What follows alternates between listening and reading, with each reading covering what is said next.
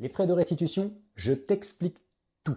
Premièrement, c'est quoi? Ce sont les frais qui te seront facturés à toi, locataire, lors de la restitution de ta voiture à la fin de ton contrat pour les défauts considérés comme anormaux. Peut-être. Ça peut être une rayure profonde, une jante abîmée, des pneus usés au-delà d'une certaine limite, des taches à l'intérieur de ta voiture ou des dégradations, une révision manquante, la dernière n'est pas faite, un accessoire manquant, la roue de secours par exemple, et ne pas oublier le dépassement du budget kilométrique qui avait été établi au début du contrat.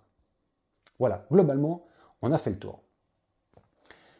Ce qui est impératif, même primordial, c'est qu'avant de passer la commande lors de ta voiture neuve, tu dois avoir dans les mains ce guide de restitution de la marque où tu achètes ta voiture. Ces guides en général, ils sont très bien faits. Tu vas avoir tout le détail de ce qui va être considéré comme usure normale et usure anormale. Oui, tu entends bien, tu as le droit de faire des bosses sur ta voiture. Mais, parce qu'il y a toujours un mais, dans une certaine limite. On va prendre ici l'exemple avec le guide de restitution d'un grand constructeur que vous voyez à l'écran. L'exemple des bosses.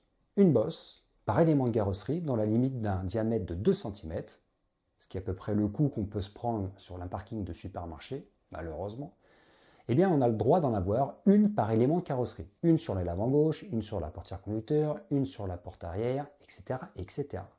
Ce qui veut dire que ça laisse quand même une marge. Pour autant, si jamais on n'a plus d'une bosse par élément de carrosserie, il y a un forfait qui sera facturé à hauteur de 75 € hors taxe.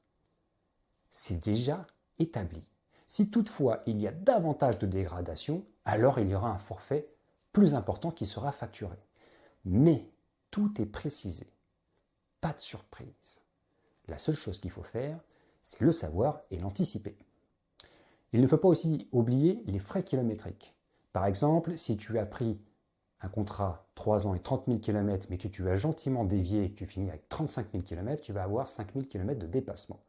En général, on est entre 5 et 20 centimes du kilomètre supplémentaire. Si on prend la fourchette haute, tu peux te retrouver avec 1 000 € de frais kilométriques supplémentaires. Il est donc très important, lors de la souscription du contrat, de bien déterminer le kilométrage que tu vas réaliser pendant la durée du contrat. Mon conseil, 3 mois avant la restitution, allez voir son concessionnaire avec le guide de restitution en main et établir avec un responsable les frais qui seront facturés et ceux qui ne seront pas facturés. Le concessionnaire, normalement, devrait vous faire une proposition pour remettre en état ces petits défauts.